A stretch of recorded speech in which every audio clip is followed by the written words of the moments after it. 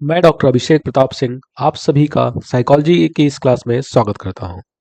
अगर आप साइकोलॉजी से रिलेटेड किसी भी परीक्षा में 75% से ऊपर नंबर चाहते हैं, बिना भटके अपने सिलेबस से जुड़ी सभी जानकारी एक ही जगह पर चाहते हैं, और अगर आप चाहते हैं कि ये टॉपिक आपको समझ में आ जाए और हमेशा हमेशा के लिए याद भी हो जाए, तो वीडियो को अंत तक देखें, क्योंकि यहाँ पर हर वीडियो आपको 3 पार्ट में समझाया जाएगा।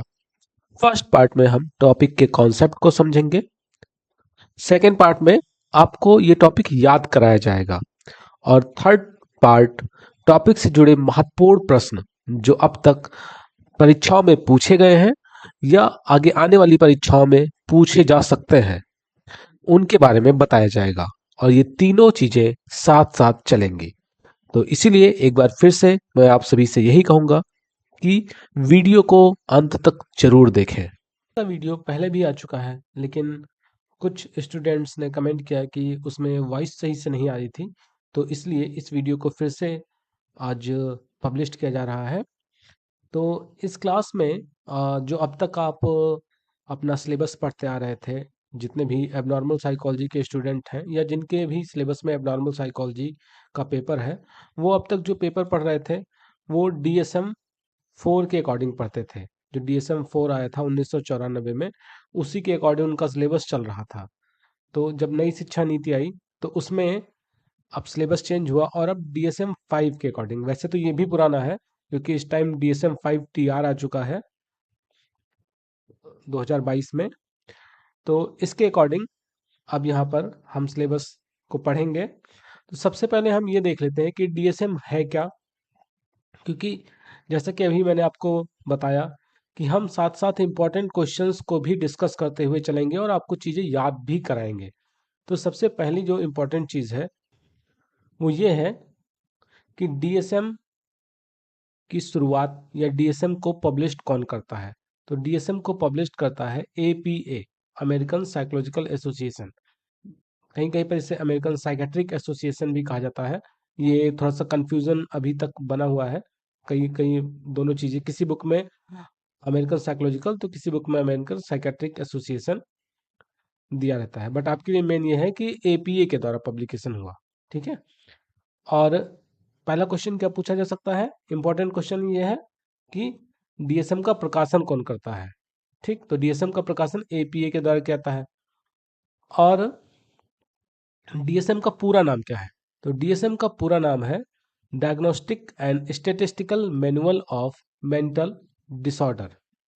ये क्या है, जैसे इसको थोड़ा सा इस तरीके से समझ सकते हैं कि आप जब डॉक्टर के पास जाते हैं तो डॉक्टर, अगर आपको बुखार है तो डॉक्टर आपको डायग्नोस करता है, फिर बताता है कि बुखार किस कैटेगरी का है। तो वो जिस किताब से पढ़कर आपको डायग्नोस कर रहा है, उसी तरीके से साइकोलॉजी के लिए जो डिसऑर्डर्स हैं उनके लिए ये वही बुक समझ लीजिए। इसमें सारे डिसऑर्डर्स के बारे में दिया जाता है, उनकी क्राइटेरिया के बारे में दिया गया है कि कौन सा डिसऑर्डर की क्या क्राइटेरिया है, हम किस कब किसी व्यक्ति को किसी डिसऑर्डर के अंतर्गत रख सकते हैं। ठीक है।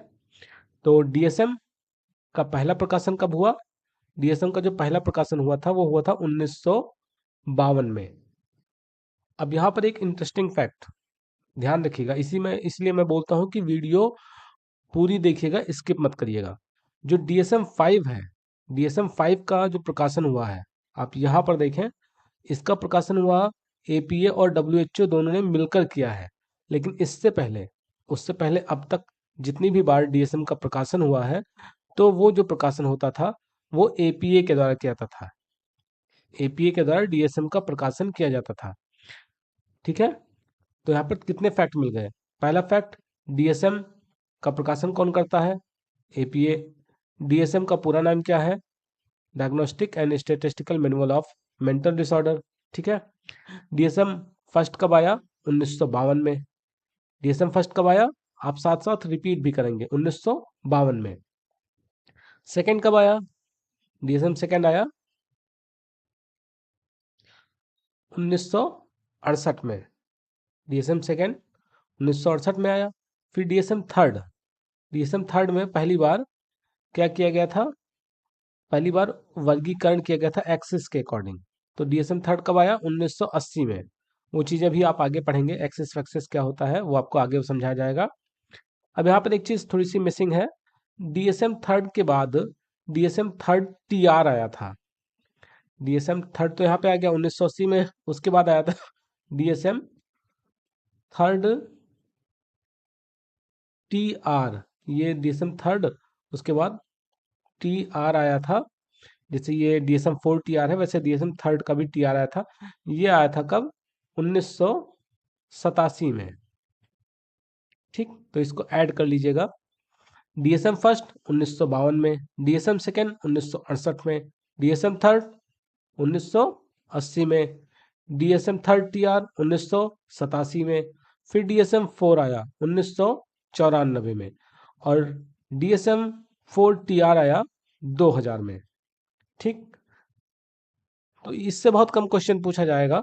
या तो ये पूछा जा सकता है कि डीएसएम फर्स्ट कब आया था, या ये पूछा जा सकता है कि डीएसएम का लेटेस्ट वर्जन कब आया। तो लेटेस्ट आया आपका 2022, मार्च 2022 में डीएसएम 5 टीआर। अब एक और नोटिस करने वाली चीज, पिछली बार ही एग्जाम में पूछा गया है कि जो डीएसएम 5 है उसे हम किस भाषा में, सॉरी किस भाषा में लिखते हैं।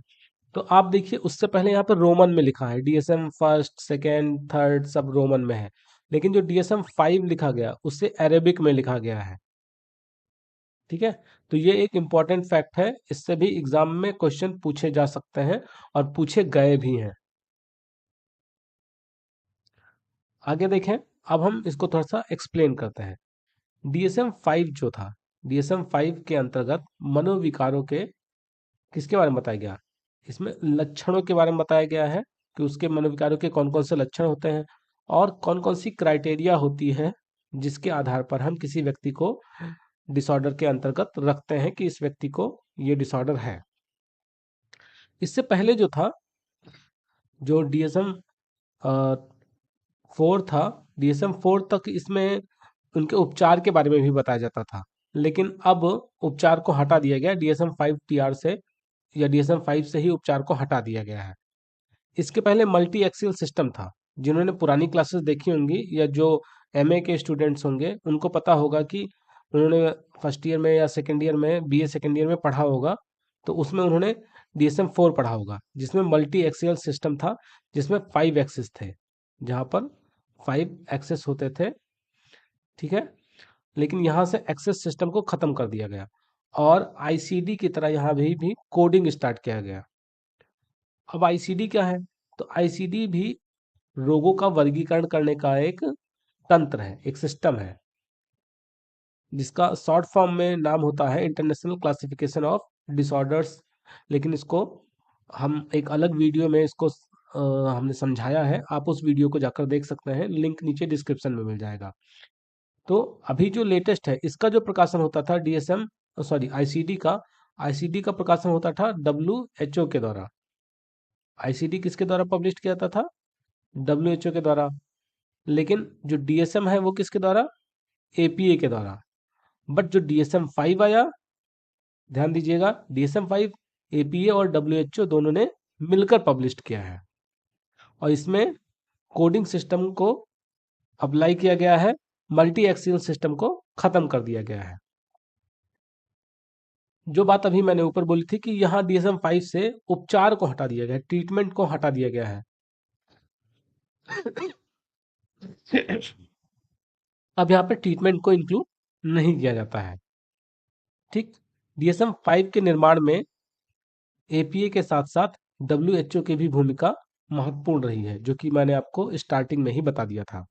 ये भी एक बहुत इंपॉर्टेंट क्वेश्चन है, आपकी वेरी शॉर्ट में पूछा जा सकता है, शॉर्ट क्वेश्चन में भी पूछा जा सकता है, और अगर आप किसी कंपटीशन एग्जाम की तैयारी कर रहे हैं, लाइक पीजीटी या असिस्टेंट प्रोफेसर या यूजीसी नेट जेआरएफ की भी अगर तैयारी कर रहे हैं, रिसर्च मतलब पीएचडी की तैयारी कर रहे हैं, पीएचडी का एंट्रेंस की, तो वहाँ पे भी ये क्वेश्चन पूछे जा सकते हैं। डीएसएम 5 में कुल 312 डिसऑर्डर्स के बारे में बताया गया है, और यहाँ पर डीएसएम 5 के अंदर जो एबनॉर्मलिटी की डेफिनीशन है, उसके अर्थ को, उसकी मीनिंग को बदल दिया। यहाँ पर जो एक कल्चरल चेंज, जो कल्चरल फैक्टर को इम्पोर्टेंस दिया गया है वो काफ़ी ज़रूरी भी है। तो इसमें क्या किया गया है, इसमें अब एक चीज़ बोला गया है कि चिकित्सक को व्यक्ति का जो मानसिक स्वास्थ्य है उसकी समस्याओं का मूल्यांकन करते समय पर्सन की जो कल्चरल बैकग्राउंड है उसको भी ध्यान में रखना जरूरी है, उसको समझना भी जरूरी है। मतलब इसको एक एग्जांपल से समझिए कि जैसे कोई पर्सन है, जैसे कोई फीमेल है, वो चाइना से बिलोंग करती है और वो इंडिया में है और वो अपनी काउंसलिंग करवा रही है और कुछ फैमिली इशू है। अब उससे पूछा जा रहा है कि आपका हस्बैंड कैसा है, तो वो बोलती है कि मेरा हस्बैंड तो एकदम ड्रैगन की तरह है। अब इंडिया में हम जैसे ड्रैगन को खूंखार समझते हैं कि ड्रैगन तो बहुत खूंखार है, लेकिन चाइना में ड्रैगन को पूजा की जाती है, ड्रैगन को काफी सम्मान की दृष्टि से देखा जाता है। पूजा क्या कह सकते हैं, मतलब ये कह सकते हैं कि उसको बहुत सम्मान की नज़र से देखा जाता है। तो अब यहाँ पर इसका मतलब क्या हुआ कि वो अपना पति को बहुत अच्छा मानती है, लेकिन ये इंडियन जो काउंसलर है उसको अगर चाइना के कल्चर के बारे में या उस लेडी के कल्चर के बारे में नहीं पता है, तब तो वो यही समझेगा कि उसका पति बहुत खूंखार है। तो यहाँ पे तो पूरी काउंसलिंग ही गड़बड़ हो गई। तो इसीलिए जो पर्सन है उसका बैकग्राउंड क्या है, कल्चरल बैकग्राउंड क्या है, उसको भी जानना जरूरी है यहाँ पर। ठीक है। और एक चीज की शरीर तथा मन दोनों से संबंधित रोगों को एक साथ मिलाकर देखने का प्रयास किया जाएगा यहाँ पर, कि दोनों को एक साथ लेकर तब पर्सन की प्रॉब्लम को समझा जाए। इसके बाद इसमें जो लिंग संबंधी अंतर थे उन पे भी, और नेक्स्ट क्लास में हम कुछ मेजर हाइलाइट्स की बात करेंगे कि क्या क्या चेंजेस हुए हैं। DSM-4 में क्या चीज़ें थी और DSM-5 में क्या क्या चीज़ें चेंज की गई हैं, उनको हम नेक्स्ट क्लास में बात करेंगे। तो इस क्लास का आप अपना नोट्स बना लीजिएगा, और जो इम्पोर्टेंट टॉपिक्स थे वो मैंने आपको डिस्कस करवा दिए हैं। यहाँ पर एक बार फिर से आप चाहें तो देख सकते हैं, हम एक बार फिर से डिस्कस कर लेते हैं। DSM-5 कब आया? DSM-5 आया आपका 2013 में। DSM का प्रकाशन कौन करता था? तो DSM का प्रकाशन क्या आता था? APA के द्वारा। DSM का पूरा नाम क्या है? Diagnostic and statistical manual of mental disorder.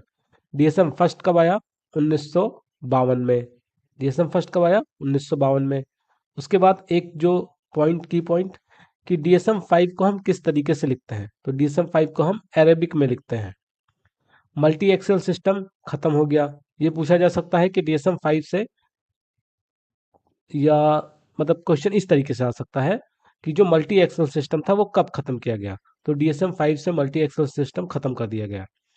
या ये क्वेश्चन हो सकता है कि DSM-5 में जो डिसऑर्डर्स है उनके वर्गीकरण का कौन सा तरीका अपनाया गया, तो यहाँ पर वर्गीकरण का कोडिंग का तरीका अपनाया गया।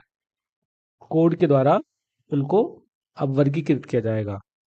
इसके अलावा DSM-5 का जो पब्लिकेशन है वो APA और WHO दोनों ने मिलकर किया है, और इसमें कुल 312 डिसऑर्डर्स के बारे में बताया गया है। तो ये आपकी कुछ की पॉइंट थे जिनसे एग्जाम में 100% क्वेश्चन पूछे गए भी हैं और पूछे जा भी सकते हैं। तो इनको आप अच्छे से प्रिपेयर कर लीजिएगा। मिलते हैं नेक्स्ट वीडियो में, तब तक के लिए धन्यवाद।